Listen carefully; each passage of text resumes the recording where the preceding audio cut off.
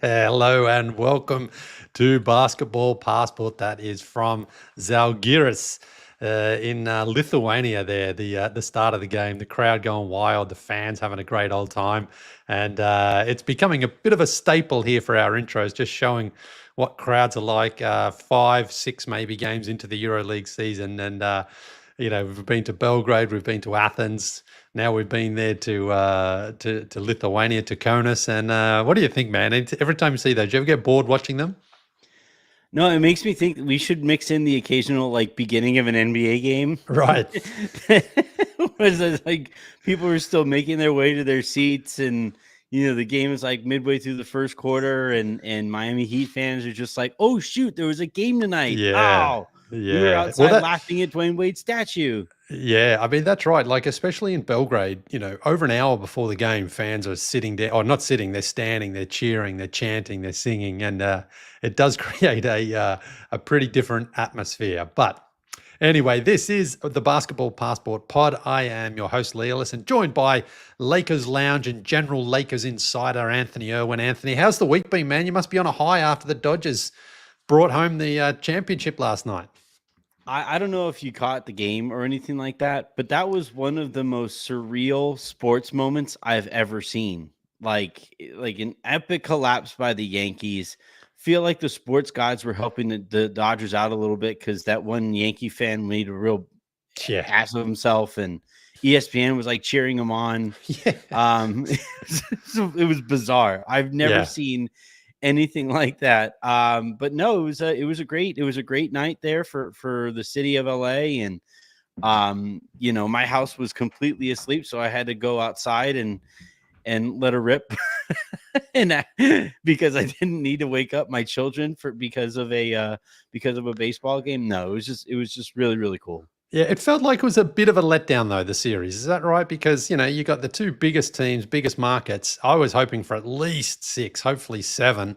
But it sort of felt like, a bit of a fizzer there. I know the Yankees won game 3, but it was like, that was it. And now it's all done.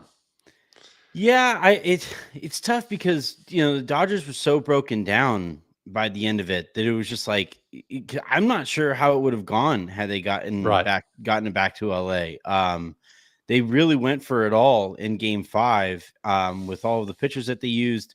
Buehler comes in to close it out with pitching on only 2 days rest. It was one of those weird close 5-game series, right? But that's just baseball. Baseball, you're talking about fractions and fractions and fractions of inches, or the difference between a home run and a fly out that barely reaches a warning track, and this time those fractions went in the Dodgers' way. Yeah. Well, I'm glad they won for you, man. I know it was a bit stressful there for you for the last couple of weeks in the playoffs.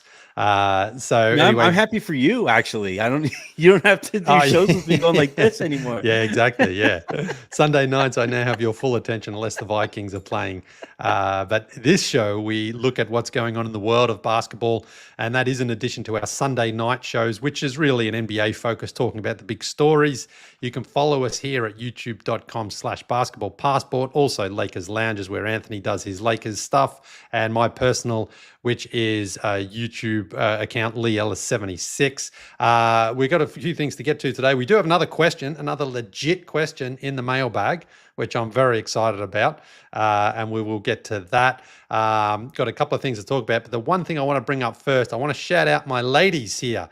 These girls here, Alexandra Radovojevic, Denise Aksoy, along with their other friends, Milena Martin and Julia Cicchini. Really smart, well-connected ladies from the European side of the game. They know the players, the coaches, they're at games, so they'll really be able to provide great insights and knowledge into EuroLeague. I believe they're doing a weekly podcast. They started it just this week. Really excited to see that, bringing 4 different perspectives from, once again, ladies who know the game. They're around. They know all the players and coaches. I've met Denise and Alexandra on my travels, and these girls really know their stuff. So if you're interested in following EuroLeague from a different perspective, follow the ladies, EuroLeague and Friends, there on YouTube. So congratulations to them. But I'm going to start here with Luka Doncic. I don't know how, if you saw, you must have seen certainly the highlights of that game between the Mavs and the Timberwolves at this point. If you're a Timberwolves fan, do they think Luka just has some vendetta against them? He just absolutely tortures them, going back to last season. Great game from Anthony Edwards, but Luka once again hitting that bomb late, similar to the one that he hit over Rudy Gobert. Not quite the same, but close to it. But Luka loves playing against Minnesota for some reason. It's crazy too because they're one of the better teams, like in terms of matchups to defend him. They have so much length on the perimeter. You have so much athleticism. The one thing is because he's such a good shooter, when he has that going, it kind of negates Gobert's presence because he just doesn't see him out on the perimeter. So, but yeah, every like Kobe had the Mavs, number forever, and LeBron and Toronto, and you can go through the round. Like every great player has like their favorite team that they love to beat up on. It's really random that it's Minnesota, but it really makes for what could be like an awesome rivalry moving forward, right? With Luka and with Anthony Edwards, because it was a duel. It was an incredible matchup. I don't think they'll spend too much time guarding each other because they play such different positions, and Luka's so much bigger that if you do put Ant onto him, he'll just put him in the post. But yeah, it's a fantastic matchup, and it's the kind of thing that you watch some of these early season games and you're like, okay, this is an April-May matchup. This is going to be, we'll see these guys again. It's going to stay like that, I think, for the foreseeable future. Yeah. I mean, the thing is, it's right that Luka's a bigger body, and I think he could outbody Edwards if they were to match up. But Edwards seems to be the guy, though, who would like see this as the opportunity of like, oh man, all right, I'm the best player on this team. I've got to go and get him.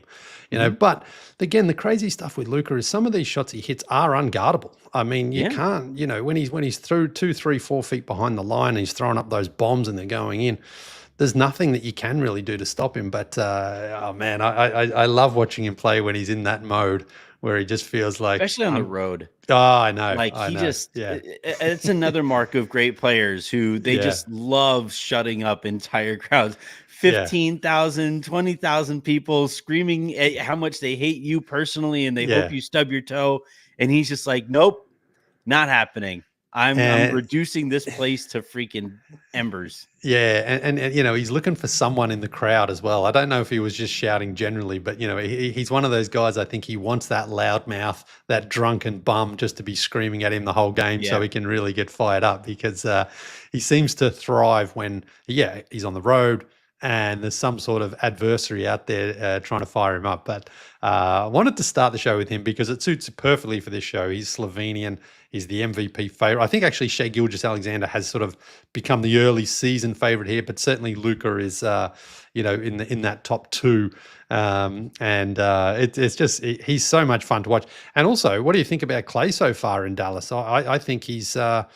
He's looking really comfortable out there. And for a shooter like Clay, rhythm is just so important for him. Yeah. And he's not thinking on these shots. He's just catching it and shooting it like he did in his prime Warriors days, where it's like if you're in transition or the ball comes to you and he's coming off a screen or something like that, he's just catching it and letting it fly. And so far, the results have been pretty good. Yeah, there was, famously now at this point, it was between the Mavericks and Lakers to sign Clay over the summer. And the Lakers at one point offered him $20 million a year. And when he didn't sign with them, some of the people I had spoken to were like, oh, well, that's probably for the best. We don't want him on $20 million a year, not just, in the future, but potentially even this year. And I was like, I don't know. Oh, man. Like I think he's going to take all of last season personally. He finally looks healthier. And he's going to go on this revenge tour. And you basically pair the greatest catch and shoot threat ever in Klay Thompson with somebody who creates 3-point opportunities better than just about anybody in the league right now in Luka. And it's made for this just spectacular pairing. And do I think he'll eventually come down to earth? I think right now he's made like, it feels like 89% of his threes. Yeah. Like anytime he's open, it's like, okay, that's just cash. Okay. Yeah. I think eventually he'll come down to earth a little bit. It is a long season and that stuff. And there are some questions about Dallas defensively, but overall, man, what a perfect fit. What an absolutely perfect fit. Yeah, I mean, 17 points a game right now, and it will come down. He will cool off a little bit, but I just look at that Mavericks team right now with Luka when he's got Clay and Kyrie out there. Kyrie can create, Kyrie can hit that shot, and then you've got Clay, and then you've got Derek Lively in the middle, who's having a great start to the season as well.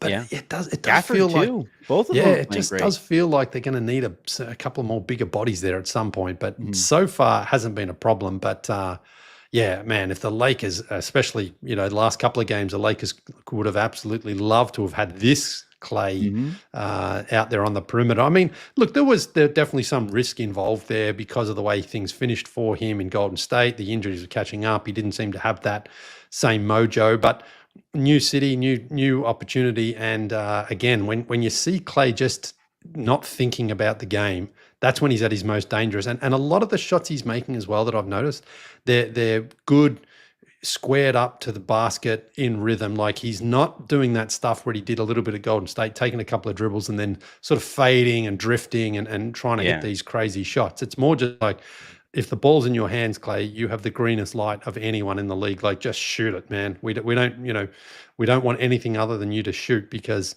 he doesn't really put it on the floor. But yeah, what so did he far, have? He had that one game where it was like a third quarter and he scored 20 something points in the quarter and took 3 dribbles. Yeah. Like and get back to that, Clay. Do that. Yeah. But they're winning. He's looking great. He's looking comfortable. And the bromance is there between him and Luka. And of course, I mean, Luka would love it too. And just another option, another guy who he can trust to knock down shots. And so far coming together anyway there for the Mavericks. Did you also see really quickly there's a clip going around of Steph is throwing one of his behind the back passes to like where Clay would be standing. Man. Yeah. And and he like throws it and nobody's there and he just kind of like hangs his head. He's like, oh, my buddy's gone. Yeah. Well, speaking of Buddy though, Buddy actually he's been doing okay. I know Steph's missed the last couple of games, but Buddy has been Clay light right now where just catch that ball and fling it away. And it's not quite the same. But Buddy could really thrive in that situation as well, where he doesn't need to create, he doesn't need to do too much. He just needs to do the same thing, just catch and shoot. And he had a really good game. Two, not last night necessarily, the one before against the Pellies, where, man, when they play him 2 days in a row or 2 games in a row, it's hard to remember which highlights happened for which game. We're like a week into the season, and it's like, is it Wednesday? Yeah. Wednesday? Huh. All right. So the next topic here, we had the huge matchup, the back-to-back of the number 1 and the number 2 pick on a home and home series here with the Hawks and the Wizards. Zachary Rissachet and Alexander Sarr battled it out, firstly here in Atlanta and then last night up in Washington. And, for a number 1 versus number 2, there wasn't really any national coverage. No, there wasn't anything at all.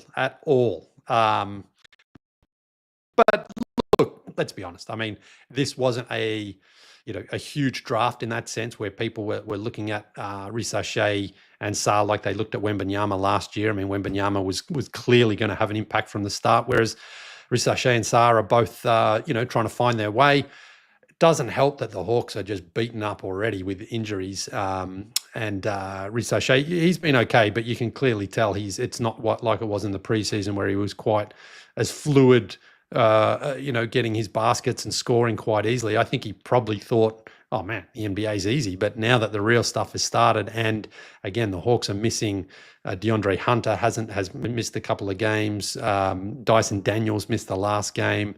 I'm forgetting another player who's out, but the Hawks, Bogdan Bogdanovic he's only played in 1 game so far.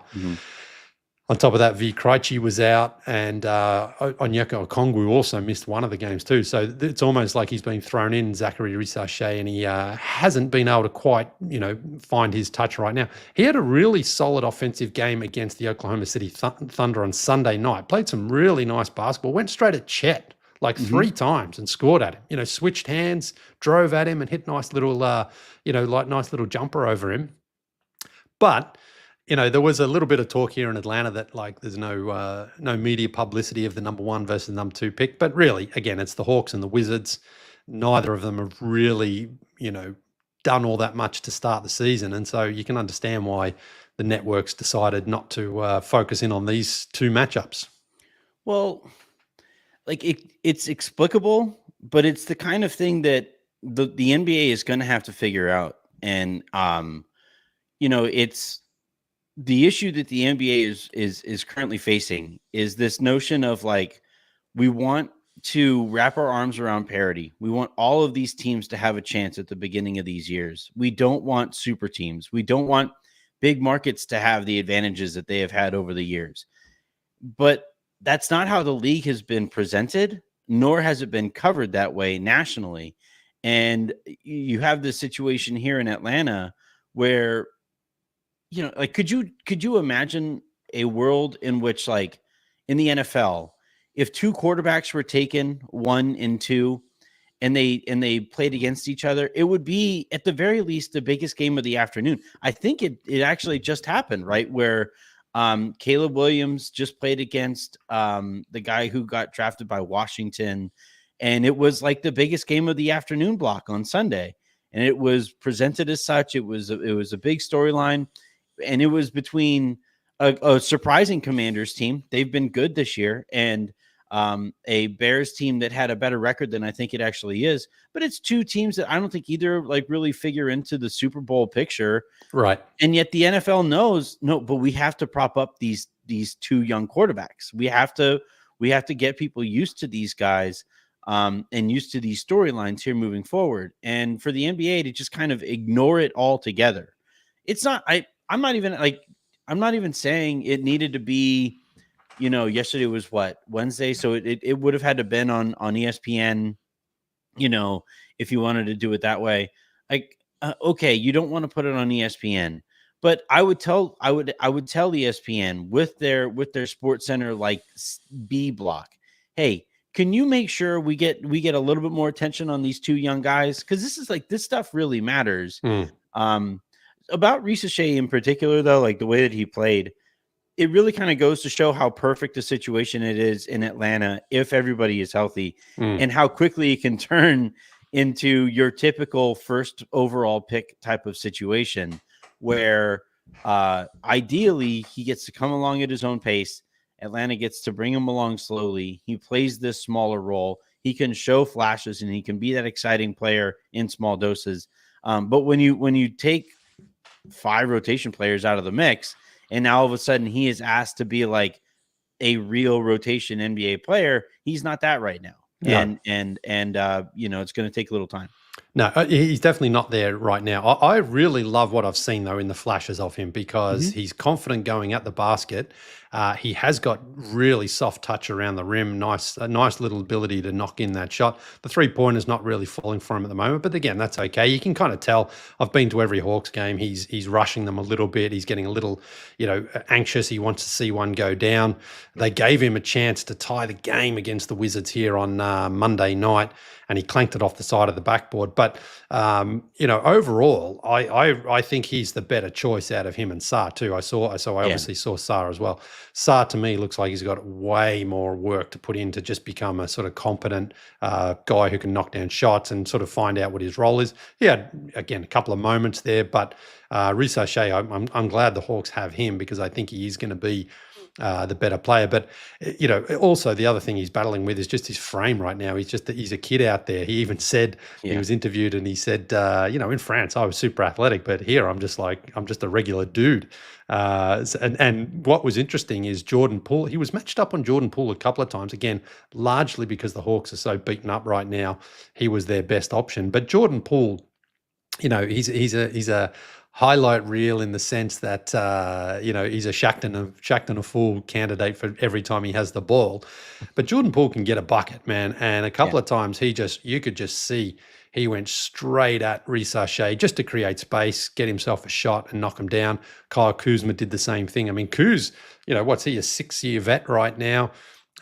He's got that body that's mature as well. And a couple of times when Reece Shea was matched up on him here in Atlanta, just drove straight at him and just bodied him out the way. So the vets really took full advantage.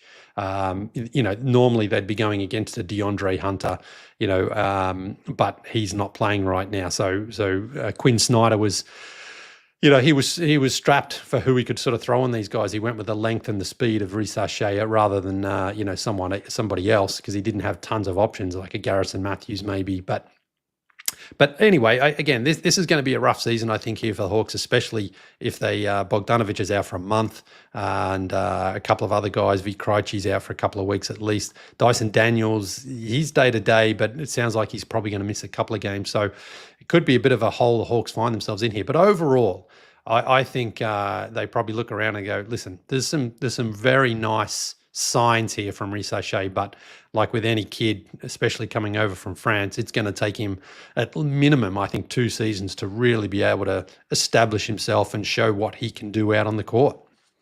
And that's perfectly fine. Like, that used to be the expectation. Yes. It used to be like, nowadays, if you aren't an absolute impact player right away, teams just give up on you. Yeah. And fans just give up on you. And like, you do need to show flashes, like the Lakers, and obviously it's different talking about a 17th pick and a first pick, but like Jalen Hood-Schifino just hasn't shown anything here for the Lakers. And like, I can understand fans starting to grumble there a little bit, but with Reece Shea, he's shown what you needed him to show early on. And ideally they are healthier and he matters less in that rotation, and he can just be this kind of positive flash in the pan presence. And then, a year or so from now, you can evaluate him a little bit more seriously as he grows up, as he literally grows up as a physical human being. Yeah, and you only have to look at the next guy who we've got there on the itinerary, Bilal Koulibaly, another Frenchman who's been on the Wizards. This is his second season, and so far he has been really, really good. I mean, it's way too soon and it's way too much of a small sample size, but he's averaging 18 points a game right now. But it's not just that, it's the defense that he's played. He's been on Trae Young these last 2 games, and he's long and he's athletic and he's quick, and Trae's been okay. Trae went 2 for 15 though in the first game against the Wizards. Last night he was much better because he was the only one giving the Hawks offense. But Koulibaly is really an exciting prospect there for the Wizards.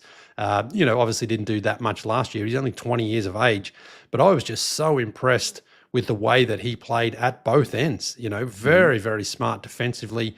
Kind of reminds me of, someone mentioned Kawhi in the sense that he's, defensively, I don't think he's quite Kawhi level, but if you remember, Thabo Sefolosha, the sort of guy who just has those long arms, the ability to deflect the ball, the ability just to get around screens as well. That was the thing that Trae Young was having problems with, that he couldn't create any space. This young guy, just with those young legs, was able to move anywhere Trae Young went and caused him a lot of problems. And had some really nice plays last night. I threaded this morning about a play where he intercepted the pass with these huge long arms of his and then ran down the other end straight into a transition basket, but it was a putback dunk that he threw down. And, one of those guys that for the Wizards, again, everyone's kind of overlooking them. No one's really paying attention, but they seem to have a keeper there in Koulibaly, another French guy too. So it's just the French are just taking over the NBA right now. You've got to get a Frenchman on your team in Los Angeles. I don't think there is one, is there? No, just nothing but French fries out in LA right now. But that's the extent of it. No, he kind of reminds me a little bit of Brandon Ingram when he got to the Pelicans and was given the little bit more responsibility, and super long guy. It's always funny to watch this with really young NBA players when they kind of get accustomed to what their bodies can do. It's kind of like that moment. Remember the first Spider-Man movie where he's like, climbing up a wall, and he's jumping from building to building, and he's just like having a ball because he's like, I can do these things. Yeah, These are yeah. incredible. And you kind of see it with some of these guys when it clicks with them, where it's like, I can dunk from how far out? Yeah, yeah. I think he's kind of having that kind of moment for himself here. And the thing that really surprises me is the way he's shooting the ball Yeah. and the way that his form looks. It looks replicable. It looks sustainable. Again, you'll see some regression, and teams are going to start keying in on him because Washington is so down and out when it comes to NBA talent. Yeah. But I love what we're seeing from him, and I'm really kind of curious how they kind of guide him moving forward. I think sometimes teams get a little too happy with their young players, and they put them on the ball a little too much, and the focus becomes the offense a little too much. I hope that Washington figures out a way to keep him focused defensively, because that's how a player goes from like exciting and fun to, oh my God, he might actually be good, to, okay, he's an impact player. Maintaining that focus on the defensive end is a big one here. Yeah, well, he's definitely had an impact so far in their 4 games. Like I say, he's up to 18.8 points a game. He's shooting 60%. Now, again, very, very small and very early into the season. But he's one of those guys, like he's listed at 6'8". And so he's long and lanky, but he's really only a shooting guard. I don't think he's going to be, he's certainly obviously not a power forward, maybe a small forward. He can sort of be a bit of a tweener there. But that shot you talk about, that's the thing. If he's matching up with other guards, he's going to have the ability to rise up and hit that mid-ranger. So, really been impressed with what I've seen from him so far. And again, I know that Trae Young had real trouble with him here in Atlanta. They figured out a little bit of stuff there last night in Washington. They lost again, but in the first half, they were trying to at least get set some more picks for him to get him off Trae, because he just couldn't, he couldn't shake him. And again, these problems are sort of multiplied by the fact that Trae has less outlets and options in these last couple of games there with injury. But Bilal Coulibaly, it's a tough one to say there. Like Cool High Harmony, the Boys to Men album. It's one of those names that like you struggle with it for a little bit, and then it becomes like really fun to say. Yes, Coulibaly. Yeah. So great stuff there from Bilal. Last topic here before we move on is Lonnie Walker, waived by the Celtics. A lot of people are surprised he hasn't been picked up by an NBA team, but he has signed with Žalgiris out in Lithuania. Now, he has an out in that clause, so he can actually come back to the NBA if he gets an offer. I think it's up until January, so he's going to go over there and play for a couple of months in Lithuania. And listen, I'm really excited for this, because he's one of those guys. He absolutely is an NBA player. He should be back in the NBA. But I want to see how he now takes this opportunity, and if he goes over there and dominates, or if he sort of goes over there and pouts a little bit that he's not in the NBA. Not sure which way he's going to go, but EuroLeague is, it's a great opportunity to go out there and attract the attention of so many different teams back here, to show, again, your adaptability, your way of making it on a new team and a new situation. Because I think if he's able to do that, he will almost certainly be back in the NBA by the end of the season. I was really kind of bummed that he wound up in Boston, because they were so deep. Yeah. He just didn't have a chance at making that roster. And he actually had a good season for Brooklyn last year. Obviously, with the Lakers, had that incredible fourth quarter against the Golden State Warriors in Game 4 of that series. Somebody who other NBA players really pull for whenever he's in, on their teams. Really well liked guy. You're absolutely right. He should be in the NBA. Like the Lakers have 4 players at the back end of their roster that he is objectively better at basketball than. I think he's better than Gabe. I think he's better than Bronny. He's better than Maxwell Lewis. He's better than Cam Reddish. Unfortunately, though, so many teams basically loaded up with as many veteran minimum contracts as they can. And they're just, you used to have teams go into seasons with their 15th roster spot open, just in case you have a situation like you have with Lonnie, or like you have with Markelle Fultz or so on and so forth. But with the way this new CBA is written, you have the number of teams that can actually sign a player is way down mid-season, right? If you're above the first apron, you can't sign anybody who the year prior made more than the mid-level exception. You have the second apron teams can't sign anybody at all who was waived mid-season. There's just so many of these rules that I can't believe the NBPA signed off on this CBA. It implemented a hard cap. All of these teams are now being as cheap as I've ever seen them in my life. And the players who were really kind of hurting from it are guys like Lonnie, guys like Fultz, who are objectively NBA players. Just they do have clear flaws in their games. Fultz on the offensive end, Lonnie on the defensive end. But it's just crazy to watch this play out. And he also is such I got to interview him when he was a Laker for the pod. Super nice guy and super amicable. Him traveling abroad, he's going to have an absolute blast in Lithuania. Like he's the kind of guy who will be really open to those experiences, and I think he'll be better for it. I've been to Kaunas there where he's going to be playing. It is so beautiful, man. It is a beautiful city. It's going to be awesome. And they're going to love him. An incredible athlete. Like you talked about how Risa Shea said that he was like this great athlete in Europe. And well, you're going to have the inverse where you're going to have somebody who was a great athlete by NBA standards going and playing in less athletic leagues. Yeah. It's going to look like what it would look like if you drop like Kyrie Irving in to guard Bob Cousy. It's going to look incredible. And that's what I say, man. In Lithuania, those fans there, they sometimes get a little overlooked when you look at like Athens and Istanbul and Belgrade, but they're just as crazy. And it's going to be such a cool environment for him to play in. And I think that's the thing. The energy will be there. It'll motivate him, and see if he makes it back into the NBA. I've got a feeling he will be on a roster by the end of the NBA season anyway. Yep. So, hey, we got another email, another legit email. This one from Florent Fisher.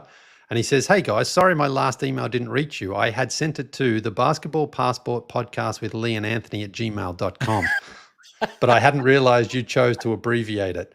So, of course, it is basketballpassport at gmail.com. But maybe we should change it to that. There's probably a dozen emails over there. I'm going to make it longer. Yeah. We have to be specific. Yeah. He says, I don't have a great question, but here are a few ideas I could think of. With every NBA champion's banner being raised, there is always a not-so-friendly debate with the caption World Champions instead of NBA Champions.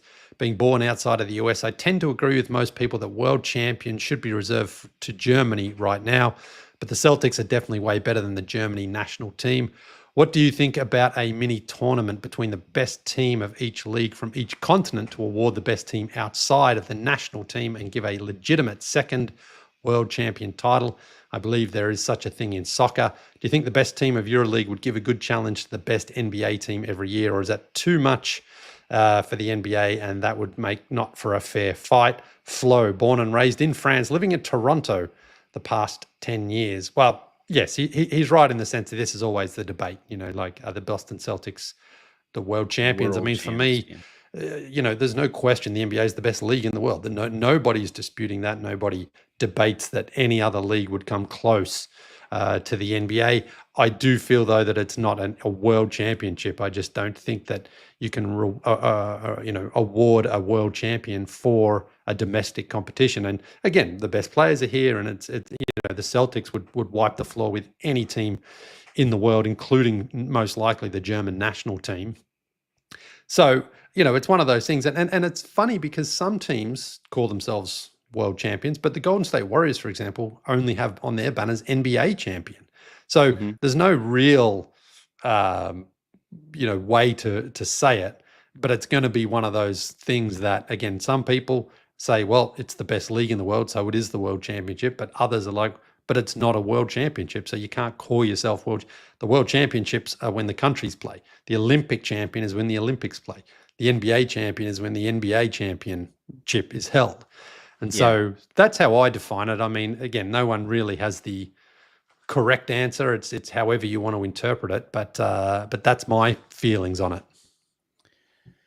I think it's very American, the concept of like world champion and stuff. Yes. I happen to be American. So like I think that like because we could very easily see the Boston Celtics going over, because it's not that they would play against like, so they would, I guess Germany would be the FIBA world champion, right? So that's why we're saying this about Germany. But like that's not really apples to apples either, because Right. it's not the American national team. We saw what it looked like when you had the American national team go up against the German national team and then go up against all of the various countries in the Olympics. It would be the Celtics against the best teams from EuroLeague and the best teams from the Spanish leagues and or Argentinian league and stuff like that. And that's where you would really see the disparity, So yes. I think I would probably like I'm fine. I can understand why people would have take issue with it, because hey, at least give us a bite at the apple. Like, let's see how it goes before you like name yourself that outright. But because of how I feel like it would go, we would have that tournament once and everybody would be like, okay, yeah, you're the world champion. Well, that's the biggest difference, because people often refer to like Europe with the Champions League in soccer. As the one where it's like you're the champions of Europe, but you're not necessarily champions of your own domestic league. But there are those leagues in Germany or France or Spain or Italy.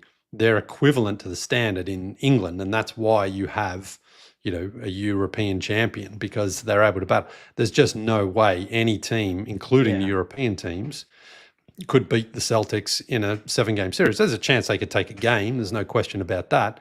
But no way they could go out there and, and certainly, the best, Panathinaikos won the EuroLeague last year in a 1-game, sudden death format, and they won it. Now they had to have a 5-game series to get there, which they did. They beat Maccabi, I believe it was, in the playoff series to get there in a 5-game series. So, in basketball, we know guys can get hot and cold or whatever. So one game can go either way, but in a series, there's just no real way to see a European team take down an NBA team. I mean, we've seen it in the past where the Adelaide 36ers beat the Oklahoma City Thunder in a preseason game here, but again, that's when the Thunder are not playing at their full capacity and their full strength. If there were real stakes in the game, then that's when things would change. But it's a fun debate. I wish the only thing I wish was different was that the basketball leagues around the world were equivalent to the NBA, so we could have a club world championship like they do in soccer. They try to do it. Same thing. It's just awkward to try to build it all up because of various different things. If you're playing in the Southern Hemisphere, you're playing in the summer when they're playing in the winter in Europe and in the Northern Hemisphere. So many things are just different. But that would, I mean, if you had Boca Juniors versus the Lakers and you had Real Madrid, and Panathinaikos and these teams playing, and then maybe the Australian teams as well. Like if they were all at the same standard, man, that would be such an unreal tournament. But it's not to be. I mean, it just won't happen. So, you can have your sort of position on it, but at the end of the day, no one really is right or wrong. It's just, it's how you prefer to call it. Yeah. It's just a talking point, it's fodder for us to have a segment on the show, but I do think because of the way the NBA is trying to become a little bit more global, one thing that Adam Silver could do is to have, could you imagine the scene if an NBA team went and played at Real Madrid against Real? Like, could you imagine what that would look like? That would be incredible. Panathinaikos, like all of these teams, and maybe the NBA team, probably even they dust the floor with whoever they're playing in that moment. But if you're talking about like if you're trying to continue this global outreach that the NBA is attempting and has been attempting for my entire adult life, smartly, by the way, well, this is another way that you could do it. And you could say, like, to those fans who were like, well, you're not the world champion. It's like, okay, well, what if we send you our fifth best team and they go out and smoke your best team? Would that like assuage you? Would that be enough to hold you over in that regard? Even if the point isn't to win that argument, just do it. Like, it just seems like it's such a no-brainer there to send some of these teams abroad there so that everybody could see what the sport looks like in these various countries and what sports look like in these various countries. I don't know about you, Leigh. Since we've started doing this, I've gotten so many messages and ats and all these things. It was like, we had no idea that that's what a sporting event could look like, with those clips that we play at the beginning of all these shows. They had no idea. If the NBA was to go and more regularly highlight what those games and what those arenas and what those fans experiences are like, then perhaps maybe we bring some of that over here too. Oh, we lost here. I'm trying to think also of like the world. I'm wearing literally a World Series hat right now. So like some of it is just so baked into the fiber of American fandom that that these teams are so much further along than teams internationally. But I do think though that like we've spent a lot of time talking about the steps that France has taken forward as a country in basketball. I think eventually some of these French players, we know how much Jokic doesn't like it in America. He would prefer to stay in Serbia. I do kind of wonder if like 50 years down the line, as these countries keep getting better at this, if some of those international players will actually stay home. That's what the MLS has been hoping for. Yeah. Is that the MLS can grow enough and can garner enough of a reputation that some of these American-born soccer players don't feel the need to go and play in the Champions League and stuff like that. They could stay home and be raised domestically and compete in a league that is on that tier. I kind of wonder if that's enough of a priority for some of these countries that have legitimate resources that will ever see that. Yeah. I mean, I sort of don't think so, because I think the appeal for playing, if Barcelona or Manchester United or, AC Milan wants to sign you, that's the same as like a kid growing up, in Spain, and, you can maybe play for Barcelona or Real Madrid in basketball world. But if the Lakers, or the Knicks or whoever, the Celtics say, hey, we want you to come and play, it's always going to be too hard to resist that. But, again, who knows? I mean, Sergio Yul is one of the great ones who, has been, everyone wanted him to come to the NBA, but he stayed in Spain, had an incredibly successful career, still playing, but we just never saw him in the NBA.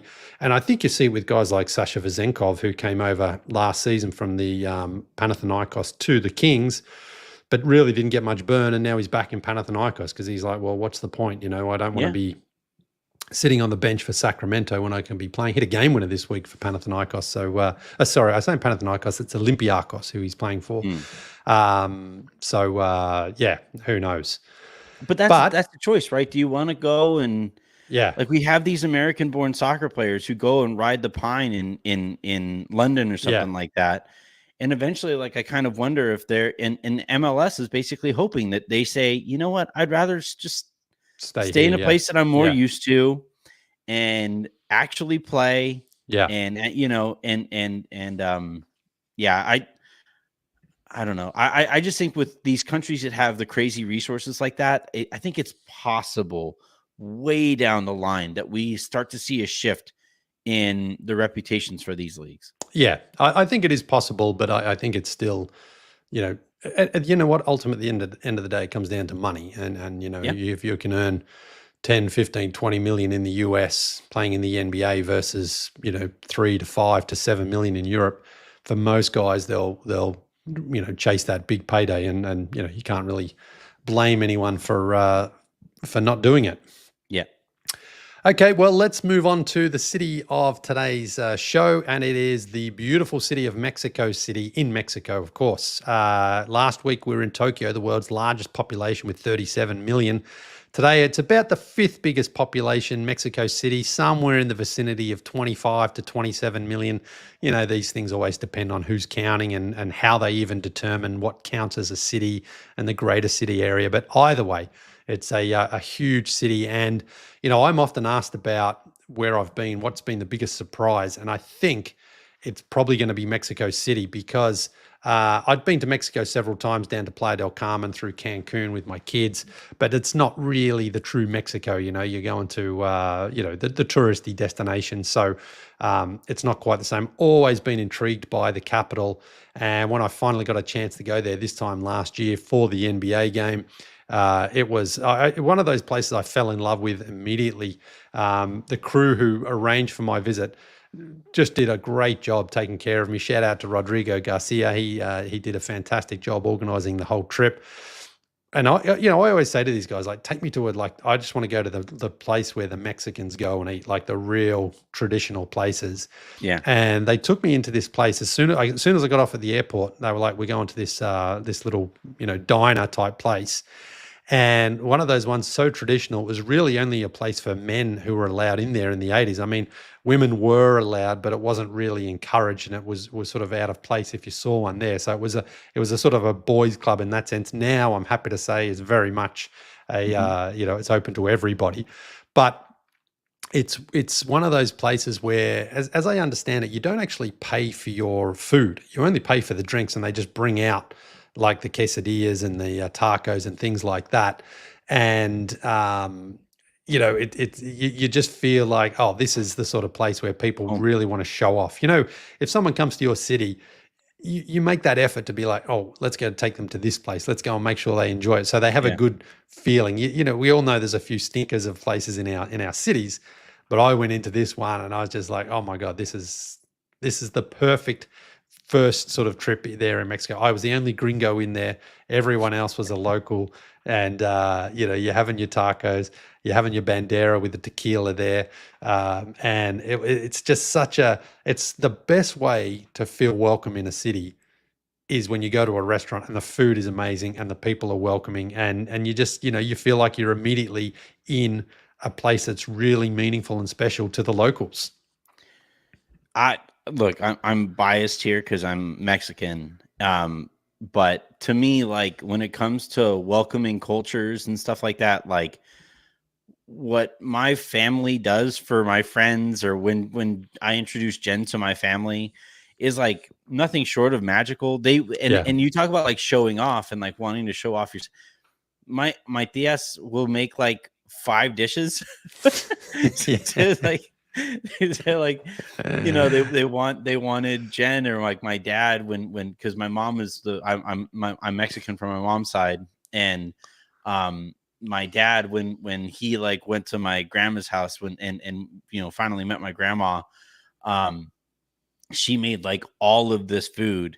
And dad said, like, to this day, he's never been more full than he was that day, because you can't stop eating. Also, the food's so incredible. And it's such immersing people and welcoming people into the culture is such a important part of like how we operate. Yeah. And they get you with these tacos too that are so small, right? Yeah. So like, you a couple bites each. Yeah. You have like 6 or 8 of them before you've even realized like you're having them, and oh my God, they're just so fresh and they're so soft, and that's how they get you. There's not they don't plunk a big plate down in front of you that's a meal. It's like there's the tacos, have a couple of drinks, and then before you know it, you got. But it's also what I found about Mexican food is like it fills you up, but it doesn't bloat you. It's like you're like, I've got a good feeling of like I'm satisfied, but I'm not just feeling like I need to go and lie down. It's like I ate well. Yeah, and they the don't spices. load you with cheese. In Tex-Mex, for some reason, in Texas, we moved out here, and for some reason, some Texan was like, you know what, Mexican food is good, but what if we doused it in a bunch of cheddar cheese and mayonnaise and sour cream? And I'm like, why would you do that? because that's where all the grease comes from. And That's because right. Mexican food, when it's at its best, isn't as greasy. No. It's easy to eat. You can eat it and you can kind of go about your day. Nowadays, though, with a lot of Mexican food, you feel like you need like a 20-minute nap just to like Well, that's recover from going to yeah. Taco Bell. And that's the thing is you don't need all those condiments on top there and the melted cheese and all that. Because from what I recall anyway, those tacos were very much just like whatever it was, the meat. And there's a little bit of like cilantro and onion and things like that on top. Yep. Then you just drizzle some lime juice on it, and you sort of you just go boom boom and it's gone. Yeah. I got to tell you, I promised my Mexico story before you go into the. So I was like 10, maybe a little younger. My family grew up, or I grew up with a lot of family in El Paso, right across the border from there is Juarez, right? So we go across, and we used to go across to Juarez all the time. When I was really, really young, it was super safe. Now you have like all of the cartel fights and stuff like that, so it's not nearly as safe anymore. It was one of these trips, and I'm in the car filled with my cousins and stuff. My dad is driving the car, and at the border station, they ask you, American citizens. Everybody says yes, and then you're showed on your way. Well, I'm in the far back, surrounded by a ton of Mexicans, and this white guy looks like a coyote. I'm going to be honest. So they go like American citizens, and I'm in the back. I go, "Viva la revolución!" They go, "Sir, we're going to need you to pull off to the side." Oh man! To this day, that is the angriest my dad has ever been with me, and he was ready to leave me there, and I totally deserved it. I 1,000,000% deserved to be left in Mexico for being a complete jackass when I was like 9 or 10 years old. Well, man. Well, you're a father yourself, so look forward to that being paid back to you one day, man. When your kids just put you in that position where you just want to throttle them in that moment. My dad looks back and he's like, "You." Yeah. Out. Pendejo. Yeah. Well, he can't speak any Spanish, so it was just like, "You idiot." Right. You're in so much trouble. But well, so anyway, it was great, my introduction there. And then while I was there, I was at the Hawks and Magic game, which was actually a pretty good game. The Hawks hit a game winner. I think it was DeAndre Hunter hit it in the corner there off Trey. So the game was fine. But while I was also there, I hosted my own game and my own event. And then I also hosted a clinic with in association with the Capitanes Basketball Club, which is the G League team here. And I've got some highlights here of the clinic. And this was great. All the youngsters who came out and played there at the Benito Juarez court, beautifully colored court there. Really a lot of fun. These are the sorts of things that I love to do when I'm on my travels here is hosting these clinics with the youngsters. And as you can see, just a really good mix of boys and nets girls. On there too. What's that? Good nets. Yeah, really nice. Yeah. And so we went through a couple of things, and I spoke to them. And now look, a lot of these kids have a grasp of English. I have a grasp of Spanish. So I I was up there, Spanglishing my way through it, and they were sort of looking at me like, going, "What's he saying? I don't know what the hell he's talking about." But my Spanish comprehension isn't too bad. Yeah. But again, the main thing is shout out again to Capitanes Basketball Club for helping to organize that because it's so rewarding and so fulfilling when you go and you have these tournaments and these clinics and events like that, and people come along and I say in that video there, it's up on my Instagram and YouTube channel, like what I learned about that, most of those kids were probably 16 and under, around maybe 16 to 12 or something like that. And what I always learn from those clinics is just how much that I learn from those kids, and like while I may be more experienced in the basketball world, just seeing the way that they talk and the way they interact and the way that they, play and learn and listen, like they teach you so much as well. And it's such a fulfilling experience. And unfortunately, I won't be back this year. I was hoping I'd go. I couldn't quite get it together, but it's such a great thing when you go to a new city in a new country and you host an event like that, and you're just again made to feel welcome. We had such a great time there with the kids, and then at the end of it, here's the photo of us all together there. It was so much fun. As you can see, it's obviously getting dark there. It started drizzling too, so we had to wrap it up a little bit earlier. But really, really one of the most rewarding experiences I've had. And I've done that in Iceland, in Kenya, in South Africa, in Zimbabwe, Zambia, and trying to make it happen later this year in Argentina. I'll be in Buenos Aires. If anyone's listening, December 28th, we're going to have a fun event down there. But that was the clinic side of it. And then the next day I had a run, and it was, now most of the time these runs are, just pickup runs. So, it's like whoever turns up and then you play and you figure out the rules and then you go at it. I didn't realize they actually organized me to be in part of a league in an actual game where it was timed halves. We had referees, we had scorers, and these weren't just referees of like, hey, get Jose over there to referee. These were FIBA qualified referees. It was unbelievable. And so I'm playing and fouls are being called and, everything's being timed and stuff like that. And I'm like, oh my God, this is a legit game. I put together a quick video and here it is. Tip off in Mexico City marked the 18th country of my global pickup adventure, and it was serious business right from the start. The shooting was hotter than a jalapeno pepper. Dudes stepped in to take charges. We had referees, scorers, even timeouts being called where plays were drawn up, then executed. Pretty wild stuff. Once the game was over, it was time for the giveaways with 2 retro NBA jerseys up for grabs. The Hoopers started launching away with confidence. Even the ref gave it a shot at one point. He came up short, but that would have been the coolest ref moment in history if he'd knocked it in. Eventually it was Danielle who connected and broke out the bow and arrow celebration, then picked himself up a Gary Payton throwback. Not long after, Pablo also cashed in to win a Mike Bibby Kings jersey, both thanks to statesidesports.com.au. It was a great day of buckets in the Mexican capital, finished off the best way possible with some of the finest local tacos and tequila. Viva Mexico! La Revolucion. I promise I wasn't making up their names there. Danielle and Pablo too, as the 2 game winners. But yeah, the referee you saw in there, I gave him a shot to win the half court contest for the jerseys that I give away, thanks to statesidesports.com.au. Now, normally I don't care at all who wins. I'm like, just whoever shoots it, knock it in. But on this occasion, I was actually pulling for the ref. I was like, I would love the ref to knock in this shot. This would be so cool to give him a jersey and just say, man, refs are always, everyone makes fun of them. They get picked on, they get, teased and everything. How cool would it be if the ref steps up, all the players can't hit a shot and the ref just walks up and knocks it in. Shows them how to do it. Yeah. He only took one shot and he did want to go again. But again, just another crazy experience because like the guys who I was talking to, they were saying, yeah, we've organized a run, I'm like, yeah, great. And I'd turn up and it's like, man, we're playing for something here, man. There's stakes. It was great. Yeah.